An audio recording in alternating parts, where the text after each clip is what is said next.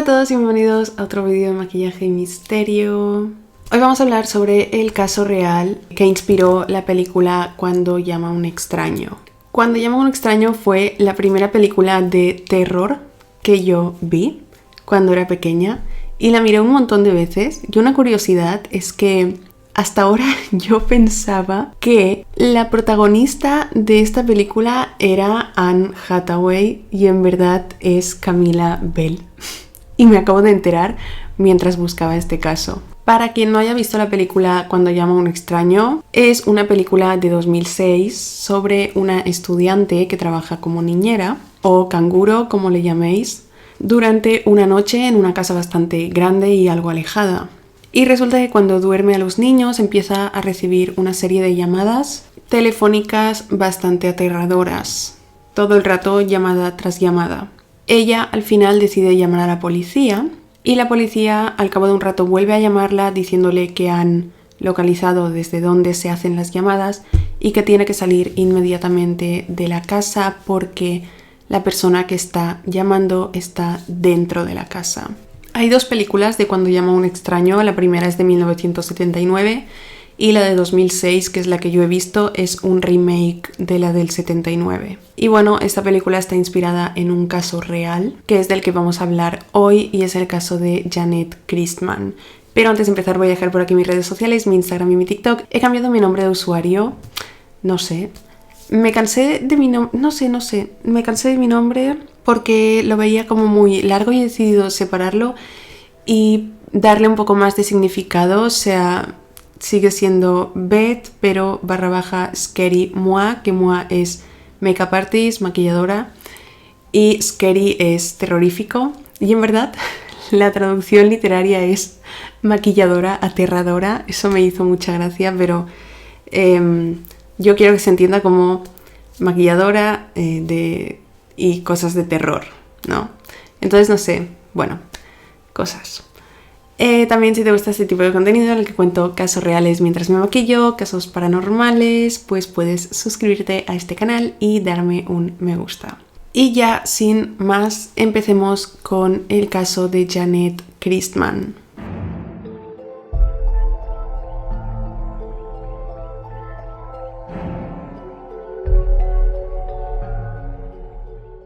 Janet Christman nació el 21 de mayo de 1936 en Boonville, Missouri, Estados Unidos. Sus padres eran Charles y Lula Christman. Tenía una hermana menor llamada Retta y una hermana recién nacida llamada Cheryl. La familia Christman vivió en Boonville por un tiempo, pero más tarde en algún momento se mudaron a un pueblo, Columbia, Missouri. Los Christman eran personas que se llevaban súper bien con sus vecinos. Charles y Lula, los padres de Janet, tenían un negocio llamado Ernie Café and Steakhouse. Era un pequeño restaurante, el cual estaba en la parte de abajo de su casa. O sea, en la planta de abajo tenían el negocio y en la planta de arriba tenían su casa. Janet Christman fue descrita como una chica muy alegre, muy trabajadora, muy buena estudiante, muy enfocada en sus objetivos. Tocaba el piano, le gustaba cantar, le gustaba ir a la iglesia y ayudaba mucho a sus padres. En ese entonces ella tenía 13 años solo. La verdad es que mirar las fotos de Janet a los 13 años para nada parece que tenga 13. Parece que tenga, no sé, quizá 18 o 20 y pocos. Pero tenía 13 años. Janet era una chica muy madura con 13 años. Eso dicen. Ya con 13 años quería ganar su propio dinero. Y la manera más adecuada para su edad para hacerlo era ser canguro, cuidar niños de otras familias del pueblo. O niñera. No sé cómo le llamáis, canguro o niñera, a la que cuida niños.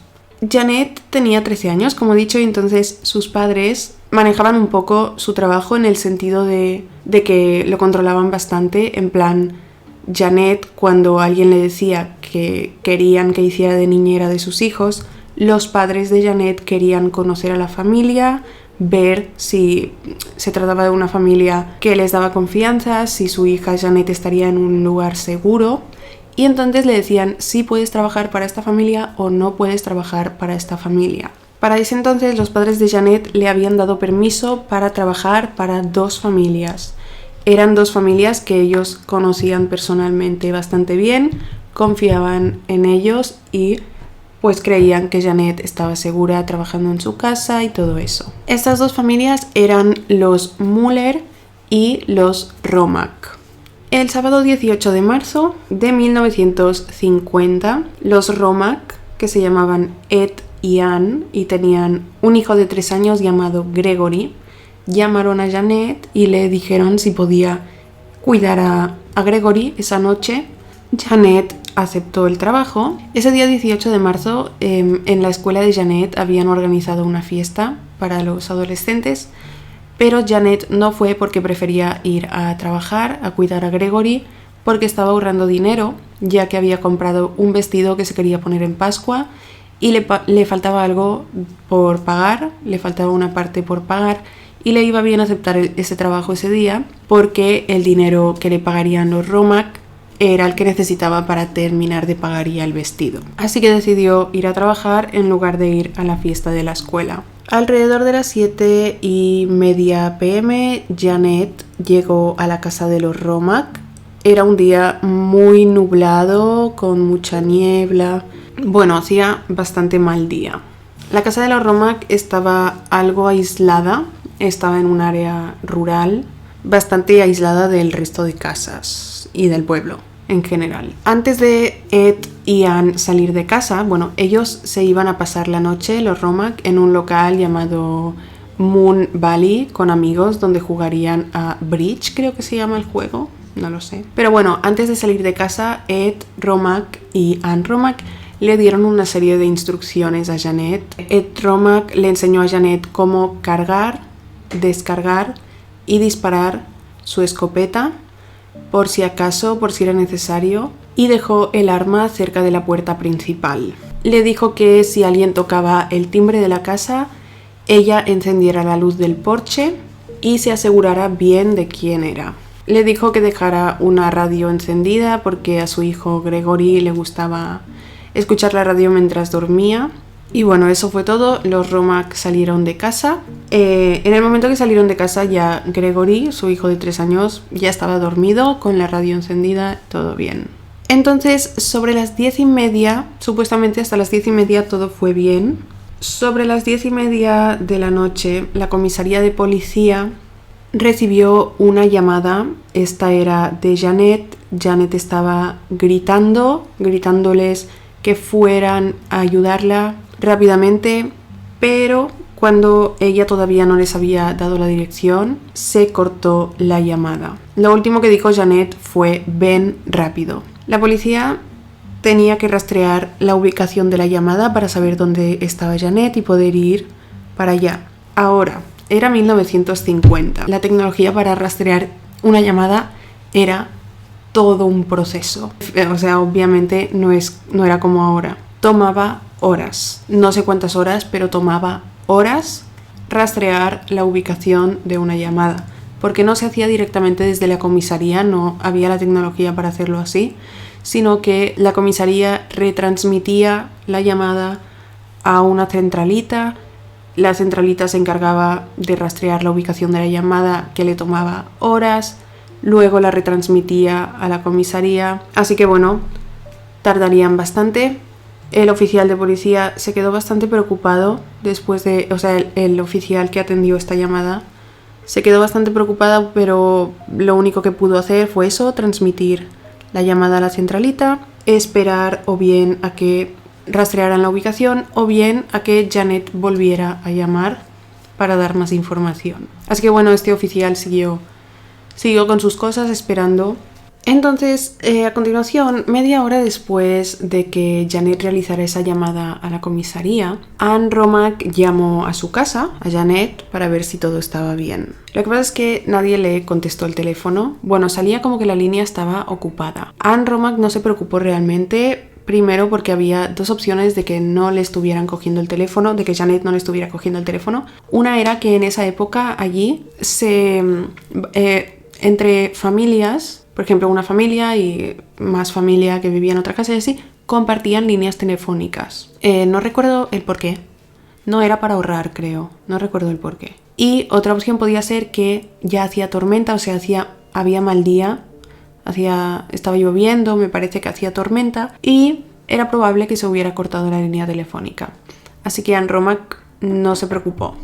Los Romack, Ed y Ann, llegaron a su casa sobre la 1 a.m. A esa hora estaban aparcando el coche para entrar en su casa. Mientras aparcaban el coche se dieron cuenta de que la luz del porche estaba encendida. Y ellos le habían dicho a Janet que solo la encendiera si llegaba alguien, si alguien tocaba la puerta. Salieron del coche, caminaron hacia el porche, metieron la llave en la puerta y se dieron cuenta de que no estaba como la habían dejado. No estaba bloqueada, o sea, no estaba dada la vuelta a la llave, sino que estaba desbloqueada, como si la hubieran abierto. Al entrar se encontraron con una escena horrible. Se encontraron con Janet en el suelo en un charco de sangre, con golpes y con el cordón de la plancha, de planchar ropa, alrededor de su cuello. También había una alfombra llena de cristales porque la ventana que había delante había sido rota, la rompieron. Se acercaron a Janet y se dieron cuenta de que estaba sin vida. Y rápidamente, obviamente, fueron corriendo a la habitación de su hijo Gregory, pero con Gregory todo estaba normal. Él seguía durmiendo con la radio encendida, tal y como se había quedado cuando ellos se fueron. Los Romack rápidamente en ese momento llamaron a la policía. La policía se dirigió hacia la casa y al llegar inspeccionaron la escena del crimen. Algo que notaron es que en la ventana rota, que quedaban cristales, no había restos de sangre, ni ADN, ni tela, por lo que probablemente creyeron que la persona que asesinó a Janet rompió la ventana no para entrar o para salir a través de ella, sino para despistar la investigación, ya que si alguien hubiera salido por esa ventana tal como estaba, se hubiera cortado o se le hubiera enganchado tela de la ropa. Así que descartaron que ese fuera el punto de entrada o de salida del asesino. 6 investigadores fueron asignados para resolver este caso y determinaron que Janet fue golpeada en la cabeza por ambos lados, apuñalada varias veces con un objeto pequeño, puntiagudo, porque tenía punzadas pequeñas. Luego concluyeron que fue probablemente con un lápiz mecánico. También fue agredida sexualmente antes o después de ser estrangulada. Janet presentaba también marcas de arañazos en la cara y había signos de que luchó mucho antes de ser asesinada. No había signos de robo, o sea, no faltaba ningún objeto de valor ni nada. Pero sí que había signos de que la persona que había entrado y asesinado a Janet quiso crear una escena para que pareciera un robo. Después de que la policía analizara la escena del crimen, se dieron cuenta de que probablemente Janet le abrió la puerta al asesino y eso solo podía significar que era una persona con quien ella confiaba o una persona que ella conocía. Si no, no le hubiera abierto la puerta, ya que los Romack le dieron estas instrucciones. Los investigadores descubrieron que el asesino entró por la puerta delantera de la casa de los Romack. O sea, bueno, no es que lo descubrieran, es que lo confirmaron porque desde el principio daba esa impresión. Como he dicho, la casa estaba muy desordenada, lo que se concluyó que era porque el asesino quería montar como una escena de robo que salió mal. Pero tenían muy claro que el único propósito del asesino fue asesinar a Janet. O sea, fue a la casa de los Romack a por Janet. Entonces, mientras se llevaba a cabo la investigación, los amigos más cercanos de Janet fueron a comisaría a decirle a los investigadores que creían tener bastante clara la identidad del asesino. Dijeron que era un hombre llamado Robert Mueller. A ese hombre también lo nombraron los Romack. Los Romack, Ed y Ann, hicieron sus declaraciones por separado y ambos nombraron a Robert Mueller como alguien sospechoso. ¿Quién era Robert Mueller? Robert Mueller conocía a los Romack, conocía a la familia de Janet y conocía a Janet. Robert Mueller es el padre de los Mueller. Como he dicho, Janet tenía permiso para cuidar los niños de 2 familias, los Romack y los Mueller. Pues Robert Mueller era el padre de los niños que también cuidaba Janet. Entonces, ¿por qué nombraron a este hombre como sospechoso? Pues bien, Robert Mueller, primero de todo, sabía que Janet trabajaba también para los Romack. Probablemente sabía que esa noche estaría en casa de los Romack. Eran amigos. Anne le dijo a la policía que una vez estaba en su casa y Robert fue a ayudarla con algo. Dijo que mientras la ayudaba, pasó sus manos por sus pechos y la hizo sentir muy incómoda. Ed Romack, por otro lado, en su declaración, cuando nombró a Robert, dijo que en varias ocasiones Robert Mueller hacía comentarios sobre el cuerpo de Janet. Decía qué pechos más grandes tiene, por su edad, qué cintura. Bueno, se la pasaba haciendo comentarios sobre el cuerpo de Janet. Entonces, Robert Mueller conocía a Janet y Robert Mueller conocía la casa de los Romack porque era amigo de ellos también. En la escena del crimen se encontraron indicios de que el asesino conocía bien la casa. El cable de la plancha con la que se estranguló a Janet fue cortada con unas... Bueno, de hecho era la plancha de la casa de los Romack y fue cortada con unas tijeras, las cuales Anne y Ed guardaban en un lugar específico de la casa que el asesino tenía que conocer, porque es que si no, el asesino se tendría que haber puesto a buscar por todas partes hasta encontrar las tijeras y la plancha. Pues daba indicios a que esta persona, el asesino, sabía dónde estaba todo eso, sabía dónde estaban estas herramientas. O sea, sabía dónde encontrarlas. Ahora, Robert Mueller tenía una coartada a medias. Pues él estuvo con los Romack en el Moon Valley esa noche. Los Romack se fueron del Moon Valley, que llegaron a su casa sobre la 1 de la madrugada, ¿no? Como la mayoría de amigos con los que estaban ahí. Robert Mueller se fue del Moon Valley, de este local, a las 9 de la noche. Y 2 horas después regresó. Cuando regresó a Moon Valley, le dijo a los Romack y los demás amigos con los que estaban que tenía que irse porque su hijo se encontraba mal y tenía que ir a buscar a un doctor. Pero entonces la policía localizó a este supuesto doctor y este doctor dijo que esa noche él no trabajó para Robert ni atendió a su hijo. Ni siquiera recibió una llamada de Robert de que su hijo estaba enfermo.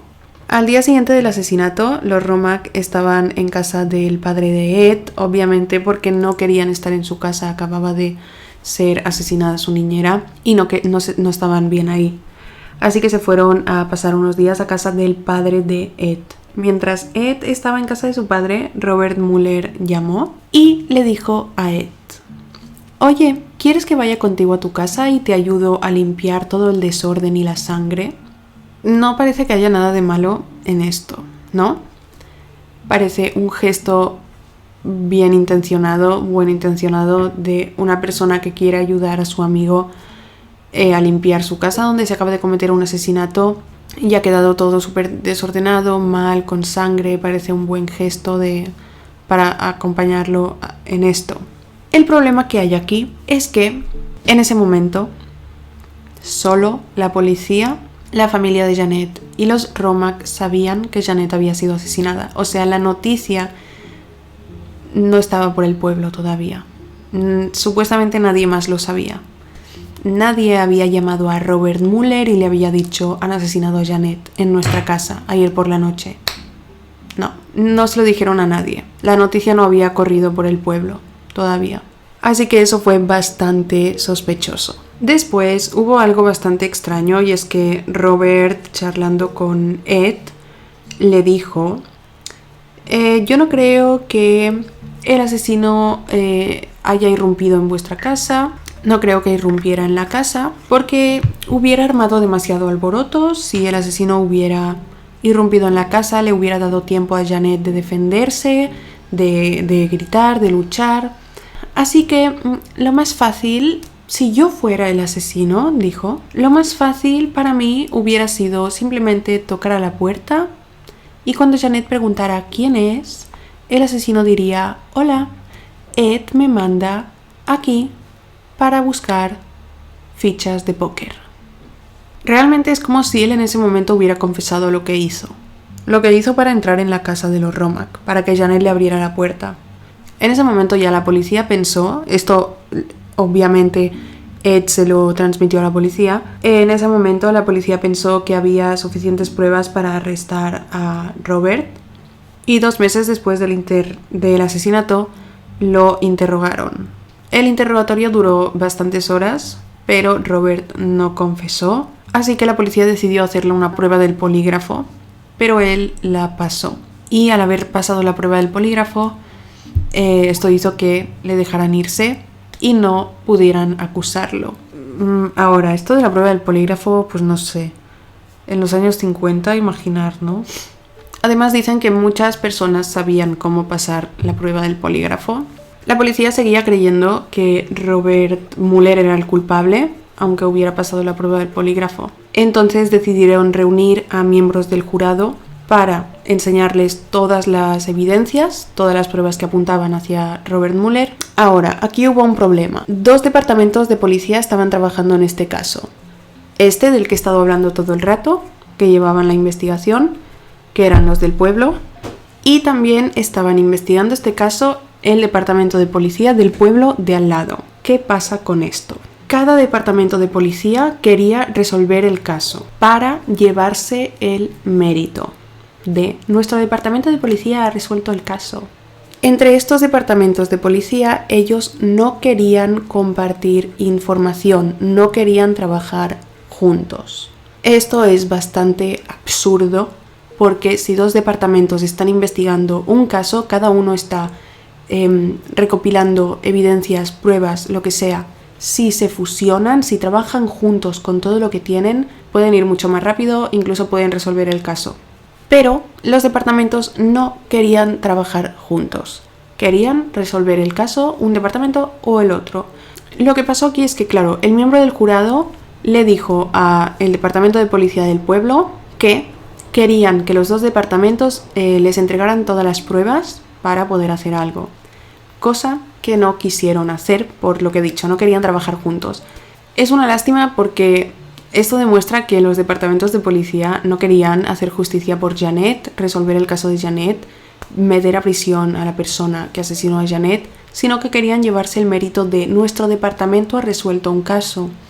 Así que nada, los investigadores no tuvieron nada que hacer, no pudieron entregarle más evidencias a los miembros del jurado porque no querían trabajar los departamentos juntos. Entonces, la teoría principal de este caso es que fue Robert Mueller. Janet, como he dicho, cuando la encontraron tenía punzadas, con lo que dijeron que probablemente el arma de estas punzadas era un lápiz mecánico. Cuando los investigadores registraron la casa de los Romack no encontraron ningún lápiz mecánico, o sea, no encontraron el arma con el que se le hicieron estas punzadas a Janet. Sin embargo, Robert Mueller era una persona que se le conocía por siempre llevar un accesorio encima, y era un lápiz mecánico. Él siempre lo llevaba en el bolsillo de su traje, ¿sabéis? El típico traje que la persona siempre lleva, bolis o lo que sea aquí, pues él siempre tenía ahí su lápiz mecánico, todos los días, en el bolsillo de su chaqueta. Los investigadores analizaron el lápiz.